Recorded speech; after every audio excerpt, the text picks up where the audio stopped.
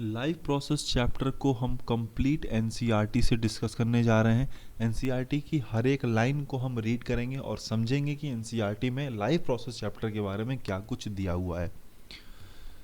हम कैसे डिफरेंस कर सकते हैं कि क्या चीज़ अलाइव है और क्या चीज़ अलाइव नहीं है, यानी आप किसी लिविंग और नॉन लिविंग के बीच में किस तरह से डिफ्रेंशिएट करेंगे। अगर आप किसी डॉग को भागते हुए देखते हैं या किसी काऊ को कड च्यू करते हुए देखते हैं या किसी आदमी को स्ट्रीट पे लाउडली शाउट करते हुए देखते हैं, चिल्लाते हुए देखते हैं, तो हम समझते हैं कि ये सारे लिविंग बींग्स हैं। लेकिन अगर इसी डॉग, काऊ या मैन को आप सोते हुए देखेंगे, तब आप इसे क्या समझेंगे, लिविंग या नॉन लिविंग। तब भी हम इन्हें लिविंग ही मानेंगे। लेकिन हमें ये कैसे पता है? हमें इसलिए पता है क्योंकि इन्हें हम सांस लेते हुए, ब्रीद करते हुए देखते हैं। लेकिन अगर हम प्लांट्स की बात करें तो प्लांट अलाइव है या नहीं, ये हम कैसे मानेंगे? प्लांट को हम अलाइव तब मानेंगे जब इन्हें हम ग्रीन देखेंगे। लेकिन उन प्लांट को आप क्या मानेंगे जिनके लीव्स ग्रीन के अलावा किसी दूसरे कलर के हैं? तो बोलेंगे कि ये कुछ समय में ग्रो कर जाएगा, भले ही उनके लीव्स ग्रीन नहीं है, लेकिन ये चूंकि कुछ समय में ग्रो कर जाएगा, इसीलिए इनको हम अलाइव मानेंगे।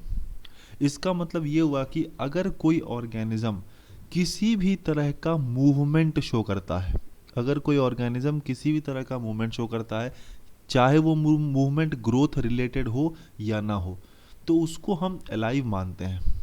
लेकिन जो प्लांट विजिबली ग्रो नहीं कर रहा है, तब भी वो अलाइव है, क्योंकि मूवमेंट देख के हम अगर ये डिसाइड करते हैं कि कोई विजिबल, कोई लिविंग है या नॉन लिविंग है, तो उन प्लांट को आप अलाइव कैसे मानेंगे जिनमें ग्रोथ विजिबल नहीं है? जो एनिमल ब्रीद करते हैं विदाउट विजिबल मूवमेंट, उन्हें हम कैसे मानेंगे कि वो लाइव हैं? क्योंकि वो ब्रीद कर रहे हैं लेकिन ब्रीदिंग उनकी दिख नहीं रही है।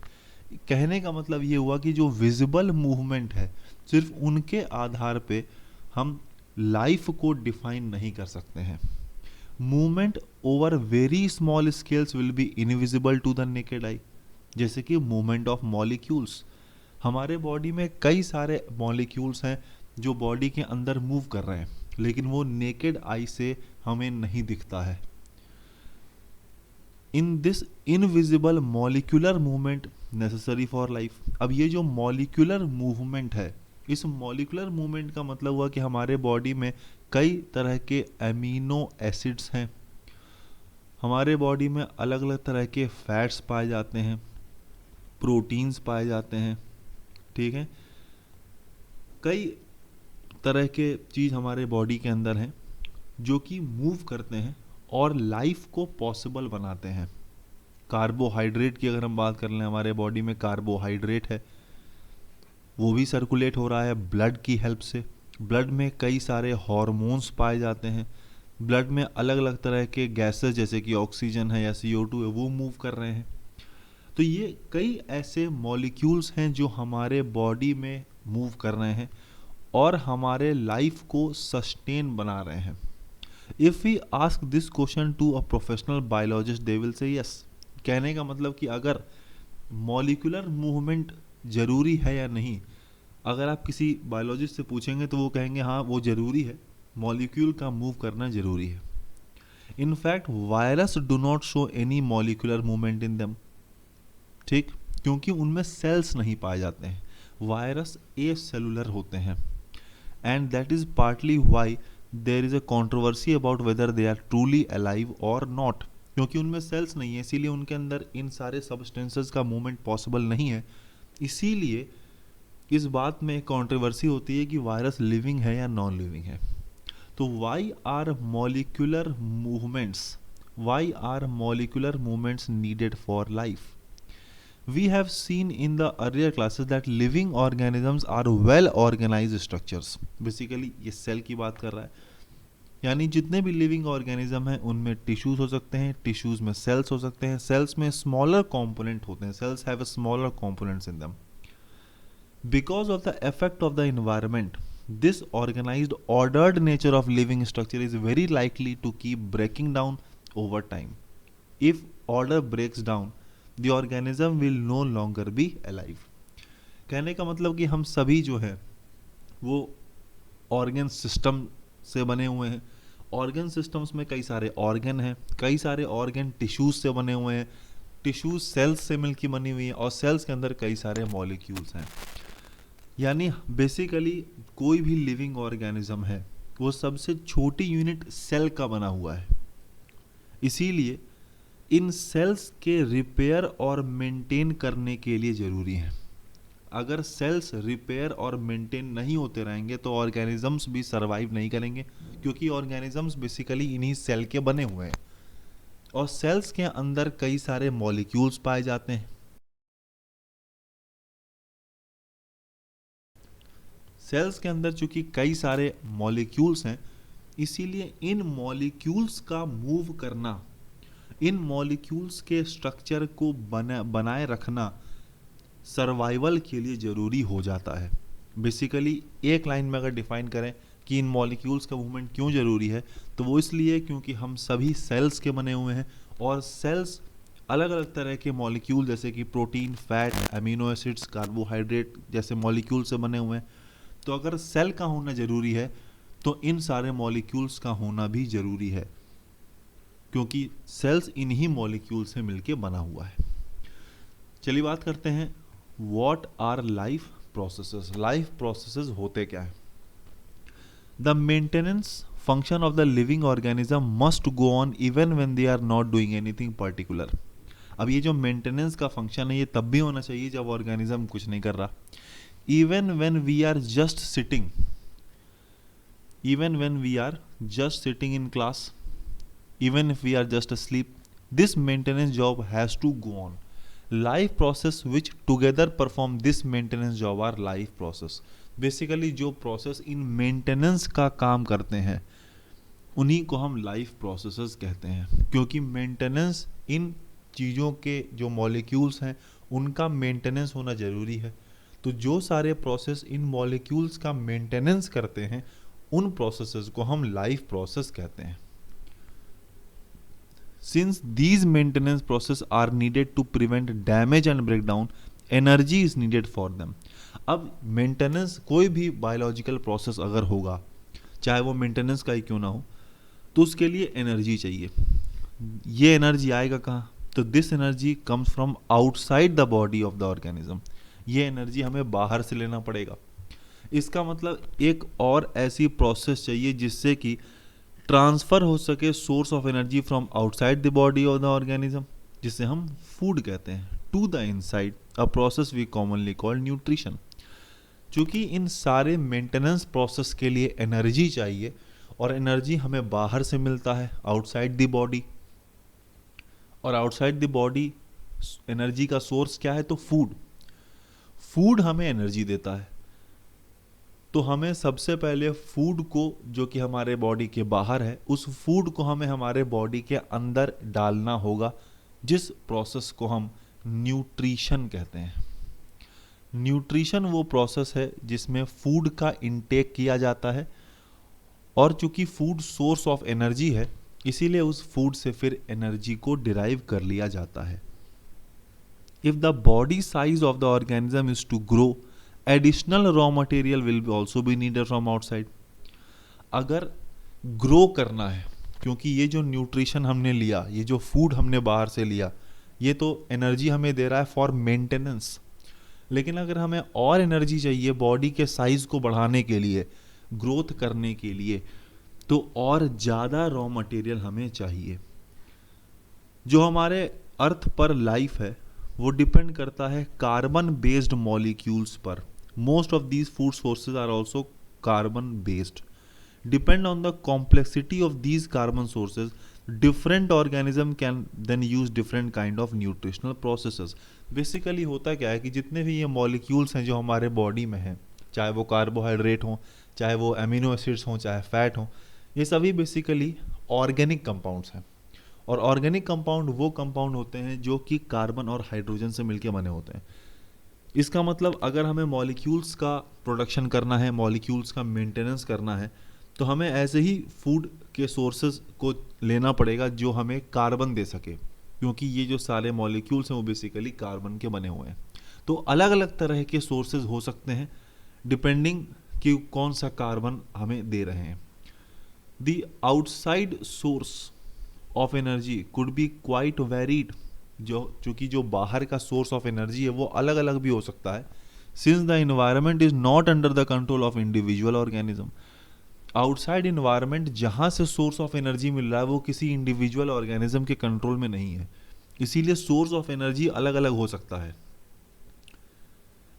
सोर्स ऑफ एनर्जी भले ही अलग अलग हो, मेन मोटिव है सोर्स ऑफ एनर्जी को कंज्यूम करना। These source of energy therefore need to be broken down or built up in the body and must be finally converted to uniform source of energy that can be used for the various molecular movement needed for maintaining the living structures as well as to the kind of molecules the body needs to grow। इस पूरे line का मतलब ये है कि source of energy अलग अलग हो सकती है। जैसे फैट हमें अलग अलग चीज़ों से मिल सकता है, प्रोटीन हमें अलग अलग चीज़ों से मिल सकता है, कार्बोहाइड्रेट का सोर्स अलग अलग हो सकता है, और ये जो सोर्सेज होंगे वो कॉम्प्लेक्स फॉर्म में होंगे। जो सोर्सेज होंगे वो कॉम्प्लेक्स फॉर्म में होंगे, तो हमें इन सोर्सेज को ब्रेक डाउन करके मॉलिक्यूलर लेवल पर लाना होगा। जैसे अगर हम प्रोटीन कंज्यूम करते हैं, चाहे प्रोटीन का सोर्स कुछ भी हो, चाहे वो फिश हो, चाहे एग हो, कोई भी सोर्स हो, अगर हम प्रोटीन कंज्यूम कर रहे हैं तो उस प्रोटीन को हमें ब्रेक डाउन करके अमीनो एसिड के लेवल में पहुंचाना पड़ेगा। अमीनो एसिड्स जो हैं वो चूंकि मॉलिक्यूलर फॉर्म में होंगे तो उन्हें हमारा बॉडी यूटिलाइज कर पाएगा। इसका मतलब सिर्फ सोर्स ऑफ एनर्जी को यूटिलाइज ही करने से काम नहीं चलेगा, उसका ब्रेक डाउन भी करना पड़ेगा। ऐसा करने के लिए series of chemical reactions in the body are necessary. Oxidizing, reducing reactions are some of the most common chemical means to break down the molecules। हमारे बॉडी में कई सारे ऑक्सीडेशन और रिडक्शन के रिएक्शन चलते हैं जो इन मॉलिक्यूलर जो सोर्स हैं एनर्जी का उसे ब्रेक करते हैं। For this many organism use oxygen source from the outside the body.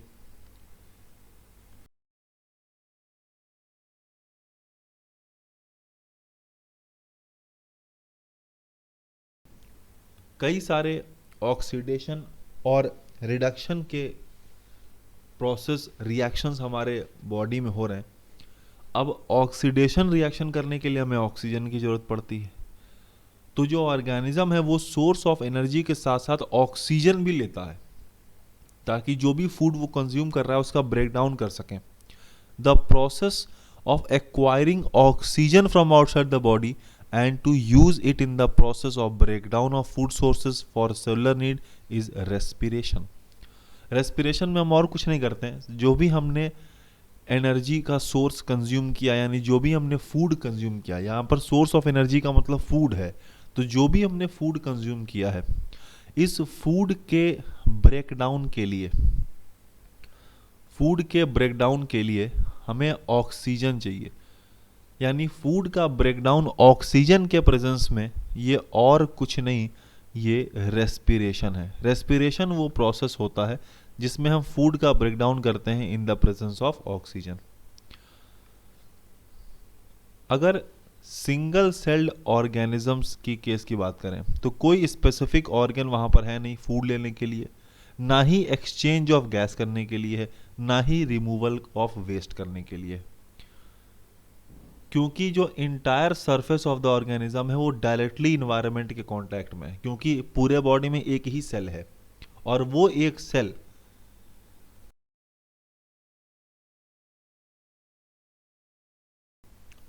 एक सेल डायरेक्ट इन्वायरमेंट के कांटेक्ट में है।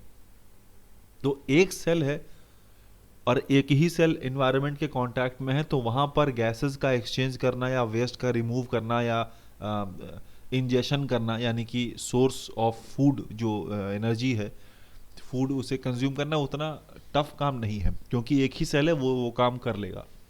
But what happens when the body size of the organism increases and the body design become more complex. यानी अगर एक cell divide करके कई सारे सेल्स बना लेता है, यानी मल्टी सेलुलर ऑर्गेनिजम्स के केस में जो सेल्स हैं may not be in direct contact with the surrounding environment.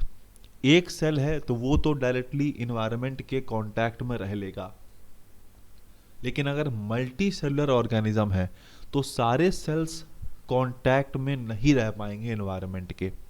तो उस केस में सिंपल डिफ्यूजन की प्रोसेस को हमें रोल में लाना पड़ेगा to meet the requirement of all the cells. यानी अगर एक सेल जो सबसे बाहर लगा है, जो बॉडी के सबसे बाहर है, वो एनवायरनमेंट के कांटेक्ट में है, वो सेल जब कोई एनर्जी लेगा या ऑक्सीजन लेगा तो वो अगले सेल को वो ऑक्सीजन ट्रांसफ़र कर देगा by the process of diffusion. फिर एक सेल नेक्स्ट सेल को ट्रांसफ़र करेगा। इसी तरह सीक्वेंस ऑफ सेल्स आपस में जुड़े रहेंगे और सिंपल डिफ्यूजन की हेल्प से मटेरियल्स का ट्रांसफ़र एक सेल से दूसरे सेल में हो जाएगा।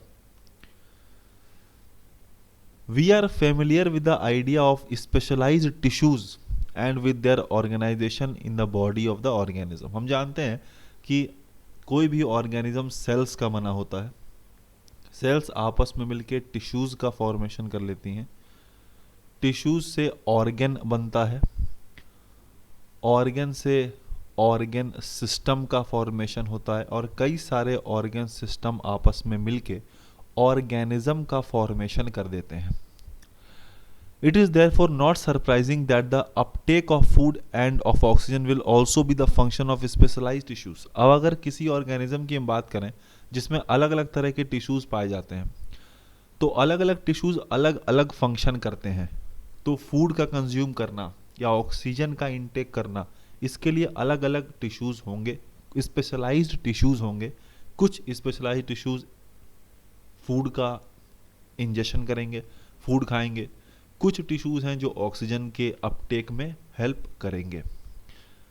लेकिन ऐसा करने से एक प्रॉब्लम भी आ सकता है। Since the food and oxygen are now taken up at one place in the body of the organism while all the part of the body need them, this situation creates a need for transportation system for carrying food and oxygen from one place to another in the body. चूँकि कुछ tissues specialised हैं food लेने के लिए, कुछ tissues oxygen लेने के लिए हैं, तो जो टिश्यूज़ ऑक्सीजन ले रहा है उन टिश्यूज़ को तो ऑक्सीजन मिल जाएगा, लेकिन जो टिश्यूज़ के पास ऑक्सीजन नहीं, जो मतलब जिन टिश्यूज़ जो टिश्यूज़ स्पेशलाइज्ड नहीं है ऑक्सीजन लेने के लिए, उन टिश्यूज़ को ऑक्सीजन कैसे मिलेगा। फॉर एग्ज़ाम्पल अगर हम बात करते हैं कि टिश्यू ए जो है, टिश्यू ए ये ऑक्सीजन ले सकता है, टिश्यू बी ऑक्सीजन नहीं ले सकता है, टिश्यू सी ऑक्सीजन नहीं ले सकता है, तो ए के पास तो ऑक्सीजन आ जाएगा लेकिन बी और सी के पास ऑक्सीजन नहीं आ पाएगा, क्योंकि बी और सी टिश्यूज जो हैं वो ऑक्सीजन कंज्यूम करने के लिए स्पेशलाइज्ड नहीं है। ऐसी सिचुएशन में टिश्यू ए को ऑक्सीजन बी और बी को फिर सी को जो है ऑक्सीजन का ट्रांसपोर्ट करना पड़ेगा, क्योंकि ए स्पेशलाइज्ड है फॉर अपटेक ऑफ ऑक्सीजन। तो ए ने क्या किया, ऑक्सीजन ले लिया, फिर ए क्या करेगा, बी को ऑक्सीजन भेजेगा और बी फिर सी को ऑक्सीजन भेज देगा, यानी एक ट्रांसपोर्टेशन सिस्टम की जरूरत भी पड़ जाएगी। When chemical reactions use the carbon source and the oxygen for energy generation, they create byproduct and they are not only useless but are harmful also. अब देखिए होता क्या है कि जब कार्बन सोर्स का ब्रेक डाउन करते हैं केमिकल रिएक्शंस के हेल्प से, तो ये केमिकल रिएक्शंस कुछ बाई प्रोडक्ट्स का फॉर्मेशन भी कर देती हैं, जो कि बॉडी के लिए ना सिर्फ यूजफुल है बल्कि हार्मफुल भी है। इसका मतलब इन वेस्ट प्रोडक्ट को जो कि बॉडी में नीड नहीं है, उन्हें बॉडी से रिमूव करना पड़ेगा, उन्हें डिस्कार्ड करना पड़ेगा by the process called excretion. यानी सबसे पहले हमने न्यूट्रिशन के प्रोसेस को समझा कि न्यूट्रिशन में हम क्या करते हैं, फूड का इंटेक करते हैं। फिर हमने रेस्पिरेशन देखा जहाँ पर ऑक्सीजन के प्रेजेंस में फूड का ब्रेकडाउन हो रहा है। फिर हमने ट्रांसपोर्टेशन देखा जहाँ पर जो भी ऑक्सीजन या फूड है उसे पूरे बॉडी में ट्रांसपोर्ट करेंगे। और फिर लास्ट है एक्सक्रीशन, जहाँ पे हार्मफुल प्रोडक्ट को बॉडी से बाहर निकालना पड़ेगा। Again if the basic rule for body design in multicellular organisms are followed, a specialized tissue for excretion will be developed. देखिए हम जानते हैं कि जो मल्टीसेलुलर ऑर्गेनिजम्स हैं, मल्टीसेलुलर ऑर्गेनिजम्स जो हैं उनमें अलग अलग तरह के टिश्यूज़ हैं अलग अलग फंक्शन करने के लिए। तो जिस तरह से रेस्पिरेशन, न्यूट्रिशन और ट्रांसपोर्टेशन करने के लिए अलग अलग तरह के टिश्यूज़ हैं, एक्सक्रीशन करने के लिए भी अलग तरह के टिश्यूज़ होने चाहिए। बेसिकली पूरा एक्सक्रीटरी सिस्टम ही होना चाहिए बॉडी में एक्सक्रीशन को परफॉर्म करने के लिए। सबसे पहले बात करते हैं न्यूट्रिशन के बारे में। जब हम वॉक कर रहे होते हैं या कोई बाइसिकल राइड कर रहे होते हैं, हमें एनर्जी चाहिए क्योंकि हम काम कर रहे हैं, हमारी बॉडी कोई भी वर्क करेगी तो उसको एनर्जी चाहिए। Even when we are not doing any apparent activity, energy is needed to maintain a state of order in our body. कुछ काम नहीं भी करेंगे तब भी एनर्जी चाहिए क्योंकि बॉडी में कई सारे मॉलिक्यूल्स का ब्रेकडाउन और फॉर्मेशन हो रहा होता है, तो उनके लिए एनर्जी चाहिए। We also need materials from outside in order to grow, develop, synthesise protein and other substances needed in the body. This source of energy and material is the food we eat. Body में जो भी energy चाहिए अलग अलग काम करने के लिए, जैसे ग्रोथ के लिए या प्रोटीन की सिंथेसिस करने के लिए या किसी भी काम के लिए हमें जो एनर्जी चाहिए उसका एक सोर्स है, वो है फूड जो हम खाते हैं। How do living things get their food. अब हम देखते हैं कि लिविंग ऑर्गेनिजम्स को फूड मिलता कैसे है, क्योंकि एक बात हमें समझ में आ गया है कि जो फूड है वो सोर्स ऑफ एनर्जी है। फूड सोर्स ऑफ एनर्जी है, तो ये फूड मिलेगा कैसे, ये हमें देखना है। General requirement for energy and materials is common in all the organism but is fulfilled in different ways. जो एनर्जी की रिक्वायरमेंट है, जो मटेरियल्स की रिक्वायरमेंट है, वो सारे ऑर्गेनिज्म में लगभग सेम है, लेकिन हर ऑर्गेनिज्म अपने एनर्जी की रिक्वायरमेंट को अलग अलग तरीके से पूरा करता है। कुछ ऑर्गेनिजम्स जो हैं वो एनर्जी या फूड मटेरियल ऑब्टेन करते हैं from inorganic sources in the form of carbon dioxide and water. In organisms को हम ऑटोट्रॉफ्स कहते हैं, जिनमें ग्रीन प्लांट आते हैं और कुछ बैक्टीरिया आते हैं।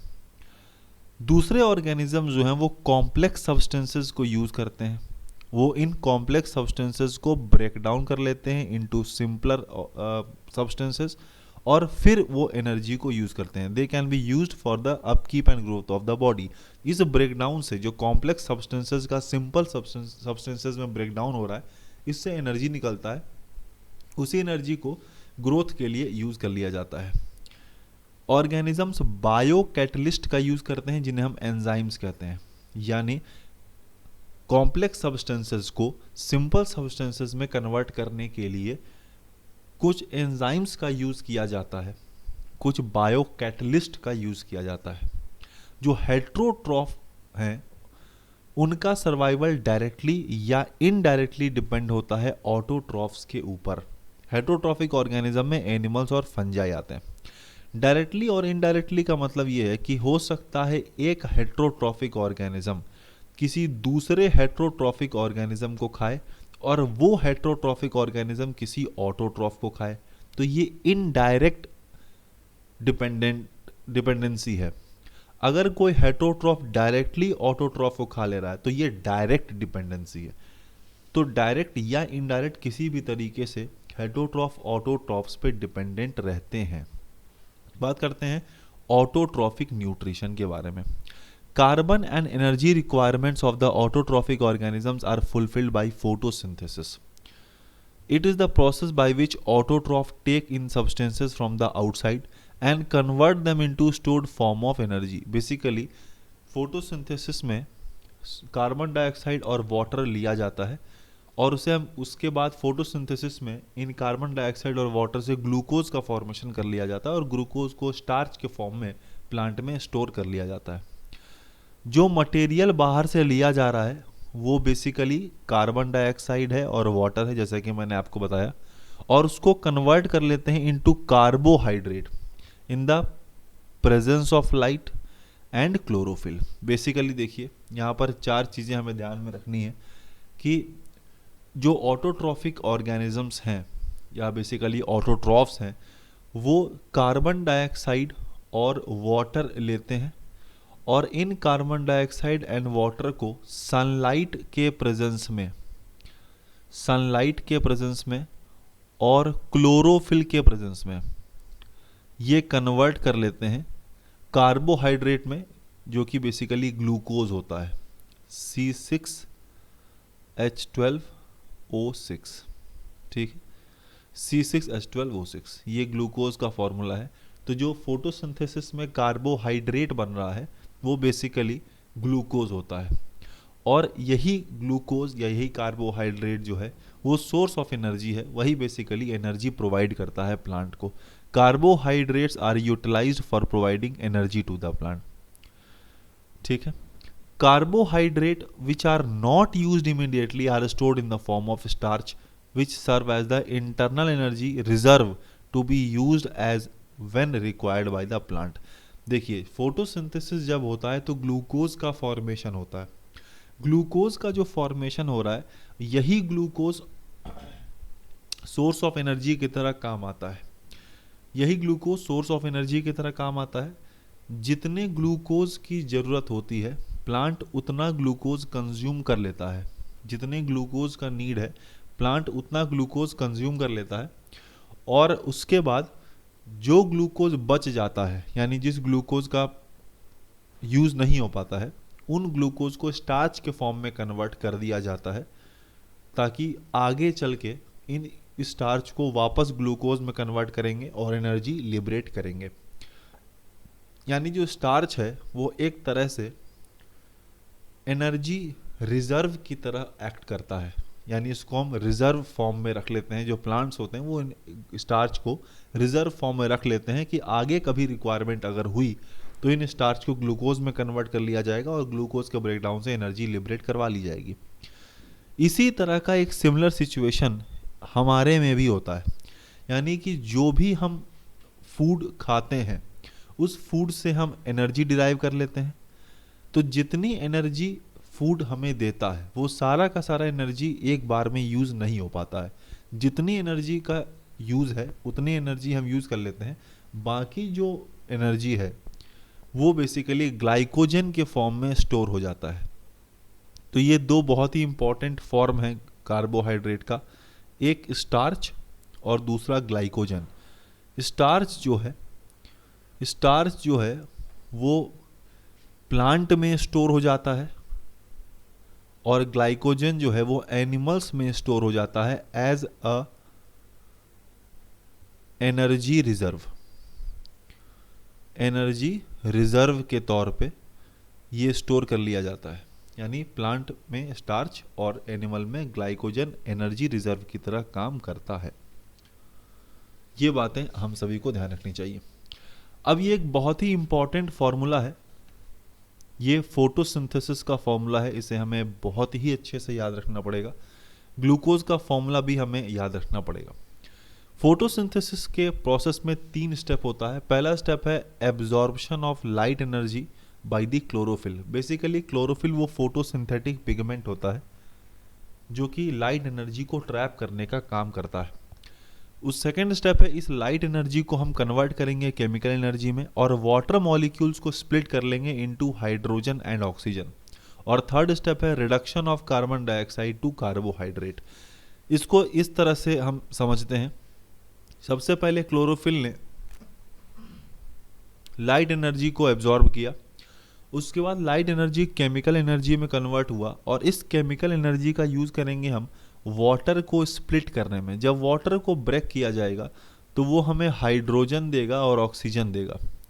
अब इस हाइड्रोजन को जब हम CO2 में ऐड करेंगे तो ये हमें ग्लूकोज दे देगा, क्योंकि CO2 में कार्बन है और ऑक्सीजन है और हाइड्रोजन हमने वाटर से ले लिया। तो पहले कार्बन और ऑक्सीजन था, अब हाइड्रोजन भी आ गया तो ये कन्वर्ट हो गया कार्बन, ऑक्सीजन और हाइड्रोजन वाले कंपाउंड में, जिसे हम ग्लूकोज कह रहे हैं। These steps need not to take place one after the other immediately। मतलब ये जो 3 स्टेप हैं ये जरूरी नहीं है कि एक के बाद एक तुरंत हो ही जाए। जैसे कि अगर हम डेजर्ट प्लांट्स की बात करते हैं तो ये कार्बन डाइऑक्साइड ले लेते हैं at night and prepare an intermediate which is acted upon the energy absorbed by the chlorophyll during the day। कहने का मतलब देखिए, कार्बन डाइऑक्साइड को हम कन्वर्ट कर रहे हैं ग्लूकोज में, तो ऐसा भी हो सकता है कि कार्बन डाइऑक्साइड रात में प्लांट को मिले और दिन में ये कार्बन डाइऑक्साइड कन्वर्ट हो ग्लूकोज में जब क्लोरोफिल ने लाइट एनर्जी को एब्जॉर्ब किया है। क्योंकि देखिए, क्लोरोफिल लाइट एनर्जी को एब्जॉर्ब करेगा, उसके बाद ये जो लाइट एनर्जी उसको हम केमिकल एनर्जी में कन्वर्ट करेंगे, फिर केमिकल एनर्जी वाटर को स्प्लिट करेगा, और जब वाटर स्प्लिट होगा तब हमें हाइड्रोजन मिलेगा, और इस हाइड्रोजन को हम ऐड करेंगे CO2 में। तो जो डेजर्ट प्लांट है वो CO2 को रात में लेते हैं, और दिन में जब वाटर स्प्लिट होता है केमिकल एनर्जी से और हाइड्रोजन निकलता है, तब इस हाइड्रोजन को CO2 में ऐड किया जाता है और ग्लूकोज बनता है। यानी कि एक के बाद एक इमीडिएट स्टेप वहाँ पर नहीं होते हैं। CO2 बाद रात में मिल रहा है और इसको स्प्लिट हम दिन में करा रहे हैं, तो ये अलग अलग टाइम में भी हो सकता है। अब ये देखते हैं कि जो कंपोनेंट ऑफ अबव रिएक्शन, यानी जो 3 रिएक्शन हमने ऊपर पढ़ा है, ये फोटोसिंथेसिस के लिए नेसेसरी कैसे है। ठीक है, फिगर 6.1 में एक cross section of the leaf यहाँ पर दिख रहा है। ये बेसिकली माइक्रोस्कोप स्ट्रक्चर है। यहाँ पर सम सेल्स कंटेन ग्रीन डॉट्स, कुछ सेल्स में आपको ग्रीन कलर के, ये जो ग्रीन कलर के डॉट्स हैं इनकी बात हो रही है, ये ग्रीन कलर के डॉट्स आपको दिख रहे हैं। बेसिकली ये जो ग्रीन कलर के डॉट हैं ये एक सेल ऑर्गेनील को रिप्रेजेंट कर रहे हैं, जिनको हम क्लोरोप्लास्ट कहते हैं। ये जो ग्रीन कलर के डॉट्स आपको दिख रहे हैं ये बेसिकली एक सेल ऑर्गेनील है जिसको हम क्लोरोप्लास्ट कहते हैं, जिसके अंदर क्लोरोफिल नाम का फोटोसिंथेटिक पिगमेंट होता है।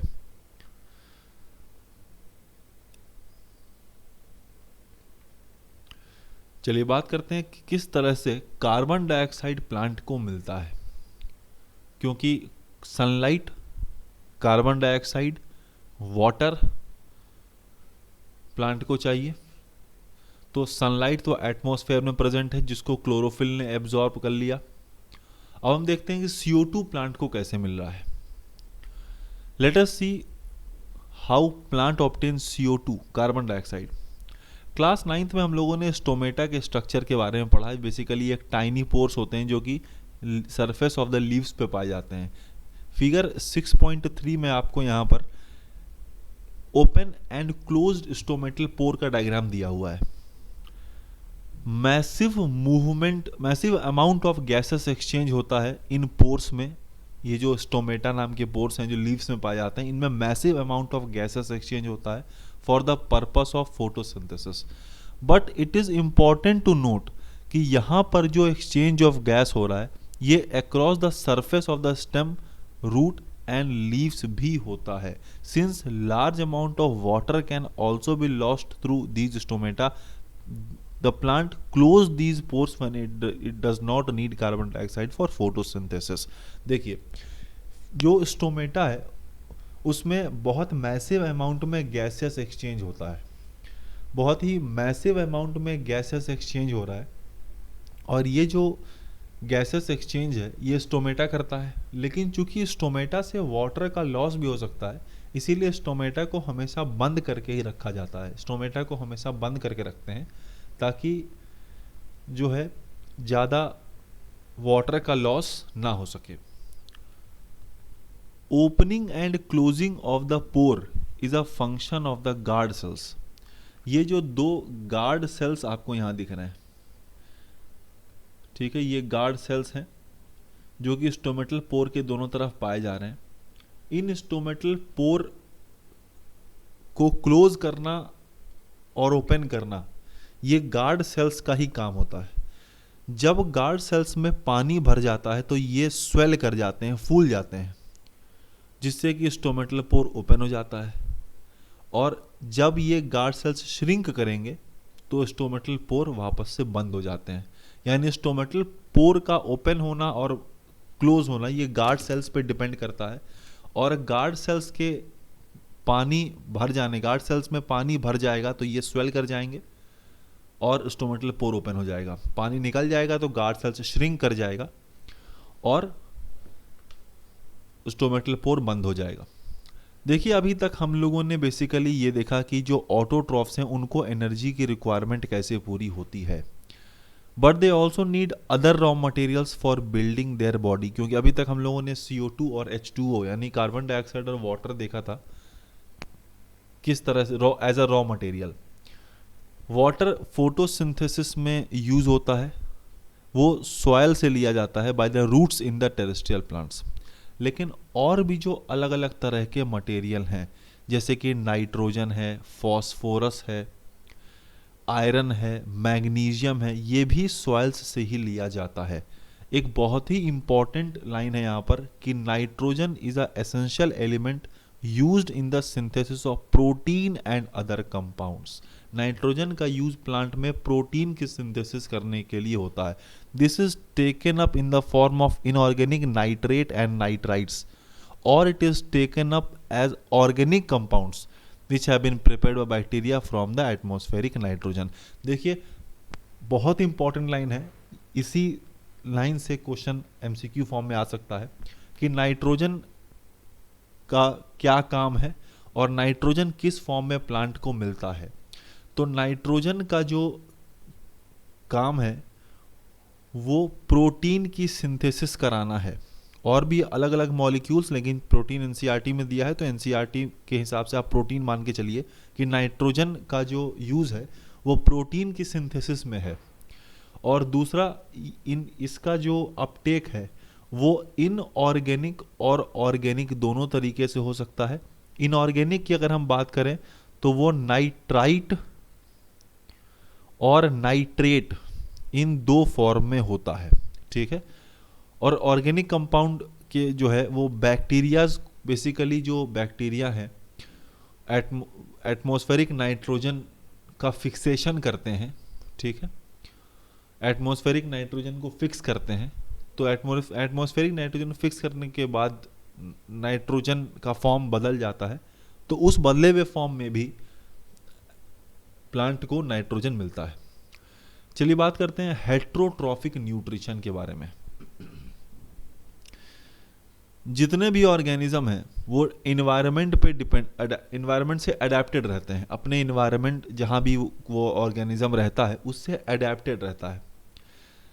इसीलिए the form of nutrition differs depending on the type and availability of the food material as well as how it is obtained by the organism. यानी चूंकि हर ऑर्गेनिज्म अलग अलग इन्वायरमेंट में रहता है और ऑर्गेनिज्म अपने इन्वायरमेंट पे डिपेंडेंट है, तो इसका मतलब ये हुआ कि इन्वायरमेंट में किस तरह का फूड मटेरियल अवेलेबल है और ऑर्गेनिज्म उस फूड मटेरियल को किस तरह से ले रहा है, इस पे डिपेंड करेगा कि किस तरह से और कौन सा फूड ऑर्गेनिज्म लेता है। जैसे कि अगर एग्जांपल की बात करें कि whether the food source is stationary, जैसे कि ग्रासेस है, स्टेशनरी मतलब मूव नहीं कर रहे हैं, और मोबाइल जैसे कि डियर है, would allow for differences is the how food is assessed and what is the nutritive apparatus used by cow and lion. There is a range of strategies by which the food is taken in and used by the organism। देखिए food का source हो सकता है stationery भी हो, एक जगह रुका हुआ हो जैसे कि ग्रास, और हो सकता है ये मोबाइल भी हो, मूव भी कर रहा हो जैसे कि डियर। तो लायन के लिए डियर एक फूड है लेकिन वो मूव कर रहा है, और काऊ के लिए, गाय के लिए जो ग्रास है वो एक फूड का सोर्स है और वो स्टेशनरी है। इसीलिए काऊ और लायन चूंकि दो अलग अलग तरह के फूड को कंज्यूम कर रहे हैं, एक स्टेशनरी को कर रहा है, एक मोबाइल को कर रहा है, इसीलिए उनके फूड को एसेस करना, उनके फूड तक पहुंचना, ये दोनों बहुत अलग अलग होगा। Some organisms break down the food material outside the body and then absorb it. कुछ ऑर्गेनिज्म फूड मटेरियल को बॉडी के बाहर, आउटसाइड द बॉडी ब्रेक करते हैं और फिर उसको कंज्यूम करते हैं। जैसे कि एग्जांपल की अगर हम बात करें तो एग्जांपल जो है वो इसके फंजाई, जैसे कि bread mould, east and mushroom हो जाएगा। ब्रेड मोल्ड, ईस्ट, मशरूम, ये सब कुछ ऐसे फंजाई हैं जो कि फूड को आउटसाइड द बॉडी ब्रेक करते हैं, उसके बाद इसको एब्जॉर्ब करते हैं। Others take in whole material and break it down in their body, कुछ पूरे फूड को पहले खा लेंगे और बॉडी के अंदर उसका डाइजेशन कराते हैं। Some other organism derive nutrition from plant और animal without killing them. This parasitic nutritive strategy is used by a wide variety of organism, जैसे कस्कूटा है, अमरबेल, ticks, lice, leeches and tapeworm. अगर ऑर्गेनिज्म को without kill किए हुए, बिना मारे हुए अगर कंज्यूम करते हैं तो ऐसे न्यूट्रिशन को पैरासिटिक न्यूट्रिशन कहा जाता है। ऐसे न्यूट्रिशन को पैरासिटिक न्यूट्रिशन कहते हैं। और जो ऑर्गेनिजम्स ऐसे न्यूट्रिशन को शो करता है उसे पैरासाइट कहते हैं। इसका एग्जांपल कस्कूटा, टिक्स, लाइस, लीचेस और टेपवर्म आपके एनसीईआरटी बुक में दिया है। तो एटलीस्ट इतने एग्जांपल्स आपको याद रखने पड़ेंगे। अब हम देखते हैं कि ऑर्गेनिजम्स किस तरह से न्यूट्रिशन को ऑब्टेन करते हैं। Since the food and the way it is obtain differs, the digestive system is different in the various organisms. कौन सा फूड है, किस तरह से उसे कंज्यूम किया जा रहा है, यह अलग अलग ऑर्गेनिज्म में अलग अलग है। इसीलिए डाइजेस्टिव सिस्टम भी अलग अलग ऑर्गेनिजम्स का अलग अलग है। अगर हम सिंगल सेल्ड ऑर्गेनिजम्स की हम बात करें तो food may be taken in by the entire surface, but as the complexity of the organisms increases, different part becomes specialized to perform different function. Single cell organism में तो कोई दिक्कत नहीं है, एक ही सेल है तो पूरे बॉडी से उसको फूड को कंज्यूम कर सकते हैं, क्योंकि एक ही सेल है तो वो अपने सरफेस से फूड को कंज्यूम कर लेगा। लेकिन जैसे जैसे ऑर्गेनिजम्स की कॉम्प्लेक्सिटी बढ़ती है तो कुछ पार्ट स्पेशलाइज हो जाते हैं कुछ फंक्शंस परफॉर्म करने के लिए, यानी अलग अलग बॉडी पार्ट अलग अलग तरह के फंक्शंस को परफॉर्म करेंगे। ठीक है, अलग अलग बॉडी पार्ट अलग अलग तरह के फंक्शंस को परफॉर्म करने के लिए स्पेशलाइज्ड हो जाते हैं। जैसे कि अगर हम बात करें अमीबा के बारे में, तो amoeba take the food using temporary finger like extensions of the cell surface which fuse over the body particle forming a food vacuole. कुछ टेम्पररी फिंगर लाइक प्रोजेक्शंस निकलते हैं, फिंगर लाइक एक्सटेंशंस निकलते हैं cell के surface से, जो कि food particles को चारों तरफ से घेर लेते हैं और फूड वैक्यूल का फॉर्मेशन कर लेते हैं। इन फिंगर लाइक एक्सटेंशंस को सूडोपोडिया कहा जाता है। ये फूड पार्टिकल्स को घेर के फूड वैक्यूल का फॉर्मेशन कर देते हैं। Inside the food vacuole complex substances are broken down into simpler one which then diffuse into the cytoplasm. Food vacuole के अंदर कॉम्प्लेक्स सब्सटेंसेस को सिंपल में कन्वर्ट कर दिया जाता है, उसके बाद डिफ्यूजन के हेल्प से ये साइटोप्लाज्म के अंदर चले जाते हैं। Remaining undigested material is moved to the surface of the cell and thrown out. जो अनडाइजेस्टेड पार्ट बच जाते हैं, यानी जो डाइजेस्ट हो गए वो तो सेल साइटोप्लाज्म के अंदर चला जाएगा, लेकिन जो अनडाइजेस्टेड पार्ट है इसको सेल के सरफेस से बाहर निकाल दिया जाता है। अगर हम पैरामीशियम की बात करें, which is also a unicellular organism, the cell has a definite shape and food is taken at a specific spot.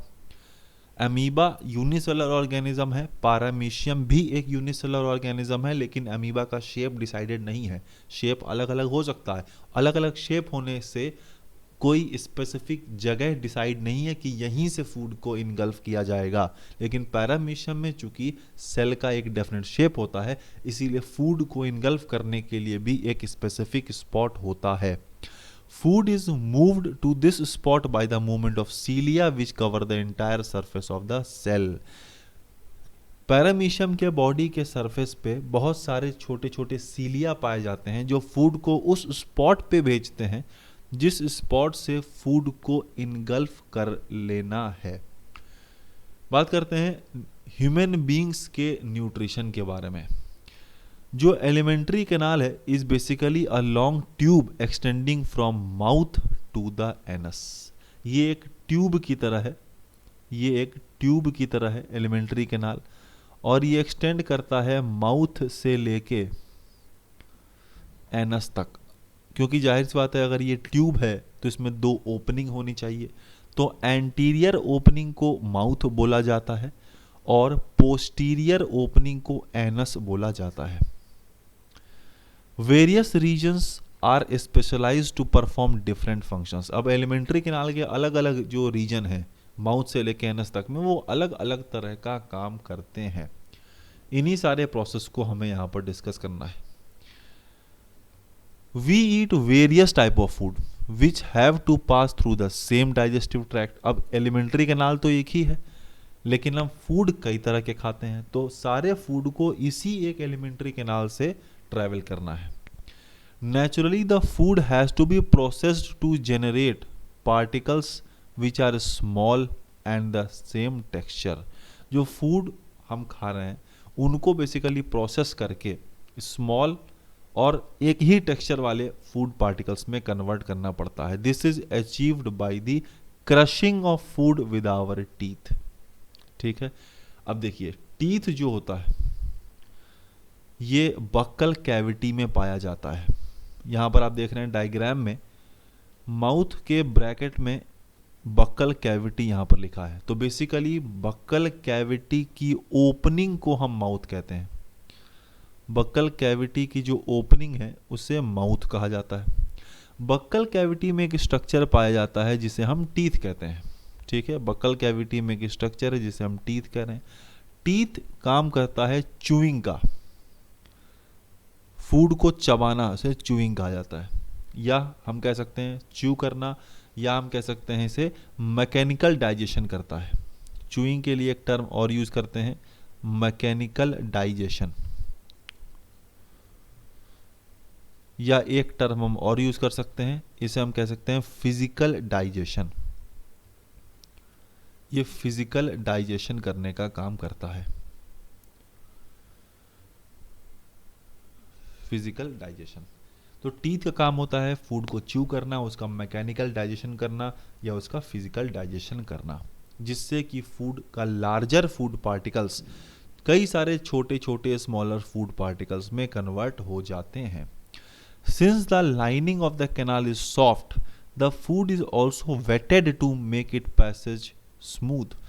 चूंकि जो एलिमेंट्री कैनाल की जो लाइनिंग है वो सॉफ्ट होती है, इसीलिए वाटर को हमें जो फूड है उससे हमें वेट करना पड़ेगा, गीला करना पड़ेगा, जिससे कि इसका मूवमेंट बहुत स्मूथ हो सके। When we eat something, we like our mouth waters। जब कोई चीज़ खाते हैं तो ऐसा लगता है कि हमारे मुंह में पानी आ रहा है। तो बेसिकली ये पानी नहीं है, ये एक फ्लूइड है जिसे हम सलाइवा कहते हैं, जो कि सलाइवरी ग्लैंड्स सेक्रीट करते हैं। Another aspect of the food we ingest is its complex nature. ये तभी एब्जॉर्ब हो पाएगा एलिमेंट्री कैनाल में जब इसे हम स्मॉलर फूड पार्टिकल्स में ब्रेक कर देंगे, और ये हो पाएगा बायोलॉजिकल कैटलिस्ट के हेल्प से, जिसे हम एंजाइम्स कहते हैं। जो लार्जर फूड पार्टिकल है उसे हमें स्मॉलर फूड पार्टिकल में कन्वर्ट करना ही पड़ेगा, तभी ये एलिमेंट्री कैनाल्स के द्वारा एब्जॉर्ब हो पाएगा। और ऐसा होगा कब? जब एंजाइम्स प्रोड्यूस होंगे। एंजाइम्स ही लार्जर फूड पार्टिकल को स्मॉलर में कन्वर्ट करते हैं। सलाइवा में एक एंजाइम होता है salivary amylase that breaks down starch which is a complex molecule to give simple sugar. Basically sugar को हम सेगेराइड्स बोलते हैं, शुगर को सेगेराइड्स बोला जाता है, और जो स्टार्च है वो एक पॉलीसेगेराइड है। तो पॉलीसेगेराइड को कन्वर्ट कर दिया जाता है डायासेगेराइड में, और डायासेगेराइड को कन्वर्ट करते हैं मोनोसेगेराइड में। तो polysaccharide is a complex sugar और कार्बोहाइड्रेट और saccharides, and monosaccharide is a simple sugar और कार्बोहाइड्रेट और saccharide. The food is mixed thoroughly with the saliva and is moved around the mouth while chewing by the muscular tongue। टंग का काम basically test देने का है, लेकिन ये chewing में भी हेल्प करता है, क्योंकि ये करता क्या है, ये सलाइवा से पूरे फूड को मिक्स करता है और फूड को पूरे माउथ में घुमाने का काम करता है, जिससे कि चूइंग हो सके। It is necessary to move the food in the regulated manner along the digestive tube, जिससे कि प्रोसेसिंग हर एक पार्ट में प्रॉपरली हो सके। जो लाइनिंग होती है कैनाल की, उनमें मसल्स भी पाए जाते हैं जो कॉन्ट्रैक्ट करते हैं रिदमिकली। रिदमिकली का मतलब है कि एक पर्टिकुलर पैटर्न में, एक पर्टिकुलर रिदम में ये कॉन्ट्रैक्ट और रिलैक्स करते हैं। इन मूवमेंट को पेरिस्टालिटिक मूवमेंट या पेरिस्टालिसिस कहा जाता है, जिससे कि फूड एक part of the alimentary canal से अगले पार्ट में चला जाता है। फ्रॉम द माउथ जो फूड है is taken to the stomach through the food pipe और द ईसोफेगस। अब बकल कैविटी में जब फूड च्यू हो गया, टीथ, सलेवरी ग्लैंड, टंग सब अपना अपना काम कर दिए, तो फूड को निकल लिया जाएगा, स्वॉलो कर लिया जाएगा, और वो हमारे स्टमक यानी कि पेट तक पहुंच जाएंगे ईसोफेगस नाम के फूड पाइप से। इस डायग्राम में भी आप बहुत आसानी से देख सकते हैं कि बक्कल कैविटी से एक ट्यूब इस तरह से पास हुआ है और वो ओपन हुआ है इनटू द स्टमक। इससे हम बेसिकली क्या बोलते हैं, ईसोफेगस। यही क्या है, ईसोफेगस या फूड पाइप है।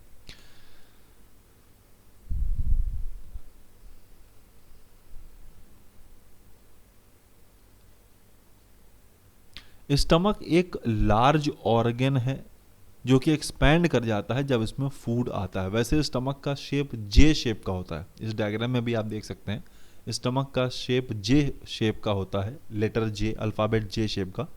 लेकिन वो तब होता है जब वो एम्प्टी है, इसमें खाना नहीं है। जब ये खाना भरता है तो ये फूल जाता है, एक्सपैंड कर जाता है। Muscular walls of the stomach help in mixing the food thoroughly with more digestive juices.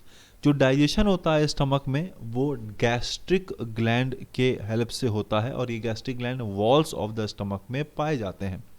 अब गैस्ट्रिक ग्लैंड जो जूस सेक्रीट करता है उसे हम गैस्ट्रिक जूस कहते हैं, और इस गैस्ट्रिक जूस में अलग अलग चीज़ें होती हैं और ये बहुत इंपॉर्टेंट है एग्जामिनेशन पॉइंट ऑफ व्यू से। गैस्ट्रिक जूस में HCl होता है, प्रोटीन डाइजेस्टिव एंजाइम जिसे हम पेप्सिन कहते हैं वो होता है, और म्यूकस होता है। हाइड्रोक्लोरिक एसिड जो है ये एक एसिडिक मीडियम बनाने का काम करता है, जो कि एंजाइम पेप्सिन को फैसिलिटेट करता है और अच्छा फंक्शन करने के लिए। जो म्यूकस है ये हमें स्टमक की इनर लाइनिंग्स को प्रोटेक्ट करता है from the action of acid under the normal conditions. जाहिर सी बात है HCl एक स्ट्रॉन्ग एसिड है, तो अगर वो स्टमक की वॉल से कांटेक्ट में आएगा तो स्टमक की वॉल्स डैमेज हो जाएंगी। तो इससे बचाने के लिए म्यूकस सेक्रीट होता है गैस्ट्रिक जूस में along with the HCl. The exit of food from the stomach is regulated by a sphincter muscle which release it in a small amount into the small intestine. अब जब food stomach से small intestine में जाता है तो वहाँ एक muscles लगी होती हैं जिन्हें हम स्फिंक्टर मसल्स कहते हैं। ये स्फिंक्टर मसल्स फूड को थोड़े थोड़े स्मॉल अमाउंट्स में स्मॉल इंटेस्टाइन में भेजता है। From the stomach food inter कर जाता है स्मॉल इंटेस्टाइन में। ये लॉन्गेस्ट पार्ट होता है एलिमेंट्री कैनाल का, ठीक है, जो कि एक कॉम्पैक्ट स्पेस में ही फिट होता है क्योंकि इसमें बहुत ज़्यादा एक्सटेंसिव क्वाइलिंग पाई जाती है। अगर हम स्मॉल इंटेस्टाइन की बात करें, स्मॉल इंटेस्टाइन की अगर हम बात करें तो इसके 3 पार्ट पाए जाते हैं। एक पार्ट को हम डुओडिनम कहते हैं, दूसरे पार्ट को जेजुनम कहा जाता है, और तीसरे पार्ट को इलियम कहते हैं। ड्यूडेनम, जेजुनम, इलियम, ये 3 पार्ट होते हैं स्मॉल इंटेस्टाइन के, और इसी सीक्वेंस में होते हैं, यानी सबसे पहले डुओडेनम होता है, जेजुनम और इलियम होता है। और ये हाईली क्वाइल्ड होता है क्योंकि ये सबसे लंबा है, लॉन्गेस्ट पार्ट है एलिमेंट्री कैनाल का, तब भी ये एक छोटे से स्पेस में पाया जा रहा है, इसीलिए एक्सटेंसिव क्वाइलिंग होगी, काफ़ी घुमावदार ये होगा, तभी इस छोटे से जगह पे ये फिट हो पाएगा। जो एलिमेंट्री कैनाल की लेंथ है ये अलग अलग ऑर्गेनिजम्स में अलग अलग हो सकता है डिपेंडिंग कि वो कौन सा फूड खाता है। Herbivore eating grass need a longer small intestine to allow the cellulose to be digested. ये एक बहुत ही इंपॉर्टेंट पॉइंट है एग्जामिनेशन पॉइंट ऑफ व्यू से, बहुत इंपॉर्टेंट है कि जो हर्बीवोर्स होते हैं उनके स्मॉल इंटेस्टाइन ज़्यादा लंबे होते हैं क्योंकि उन्हें सेलुलोज का डाइजेशन करना पड़ता है। जो मीट है is easier to digest, hence carnivores like tigers have a shorter small intestine. Meat को डाइजेस्ट करना आसान है एज कंपेयर टू सेलुलोज। और जो ग्रास ईटिंग एनिमल्स हैं, बेसिकली ग्रास में सेलुलोज पाया जाता है, तो ग्रास ईटिंग जो एनिमल है उनको चूंकि सेलुलोज का डाइजेशन करना है, तो इसीलिए उनमें स्मॉल इंटेस्टाइन हमें ज़्यादा लंबा करना पड़ेगा। और जो कार्निवोर्स हैं जो सिर्फ मीट पर फीड करते हैं, उनमें स्मॉल इंटेस्टाइन छोटा भी रहेगा तो चल जाएगा। स्मॉल इंटेस्टाइन वो साइट है जहां पर complete digestion of carbohydrate, protein और फैट हो जाता है। ये भी बहुत ही इंपॉर्टेंट पॉइंट है आपके एग्जामिनेशन पॉइंट ऑफ व्यू से। It receives the secretion of the liver and the pancreas for this purpose. Small intestine में लिवर और पैनक्रियाज दोनों अपने अपने सेक्रीशंस को डालते हैं जिससे कि कार्बोहाइड्रेट, प्रोटीन और फैट सबका डाइजेशन हो सके। Food coming from the stomach is acidic. अब इसे एल्कलाइन बनाना पड़ेगा ताकि पैनक्रियाटिक एंजाइम्स उस पर एक्ट कर सकें। ऐसा करने के लिए बाइल जूस आ जाता है लिवर से, ठीक है। बाइल जूस फूड को एल्कलाइन भी बनाता है, साथ ही साथ ये फैट को डाइजेस्ट करने के लिए भी उस पर एक्ट करता है। Fats are present in the intestine in the form of large globules which make it difficult for enzymes to act on them. Basically जब हमें फैट का डाइजेशन कराना होगा तो वो लार्जर ग्लोब्यूल्स, मोटे मोटे ग्लोब्यूल्स के फॉर्म में रहते हैं, तो इन बड़े बड़े ग्लोब्यूल्स ऑफ फैट को डाइजेस्ट करना मुश्किल होता है क्योंकि इन पर एंजाइम्स बहुत अच्छे से काम नहीं कर पाएंगे। तो इसीलिए पहले इन लार्जर ग्लोब्यूल्स को हमें स्मॉलर ग्लोब्यूल्स में कन्वर्ट करना पड़ेगा जिससे कि उन पर एंजाइम्स एक्ट कर सके। तो इन फैट के लार्जर ग्लोब्यूल्स को स्मॉलर ग्लोब्यूल्स में कन्वर्ट करने के लिए बाइल सॉल्ट्स उन पर एक्ट करते हैं जिससे कि एंजाइम्स के एक्शन की एफिशिएंसी बढ़ जाती है। बेसिकली बाइल जूस में बाइल सॉल्ट्स होते हैं जो कि larger globules of the fat को smaller globules of the fat में कन्वर्ट कर देते हैं जिससे कि उनका डाइजेशन हो सके, और इस प्रोसेस को इमल्सिफिकेशन कहा जाता है। और ये बहुत इंपॉर्टेंट है आपके एग्जामिनेशन पॉइंट ऑफ व्यू के लिए क्योंकि आपसे पूछा जा सकता है कि इमल्सिफिकेशन कौन करता है, तो वो बाइल जूस करता है। पैनक्रियाज पैनक्रियाटिक जूस सेक्रीट करते हैं जिसमें एंजाइम ट्रिप्सिन है जो कि प्रोटीन का डाइजेशन करता है, लाइपेज है जो कि इमल्सिफाइड फैट का डाइजेशन करता है। इमल्सिफाइड टर्म बहुत इंपॉर्टेंट है क्योंकि पहले फैट का इमल्सिफिकेशन कराना जरूरी है, उसके बाद ही पैनक्रियाटिक लाइपेज उस पर एक्ट कर पाएगा।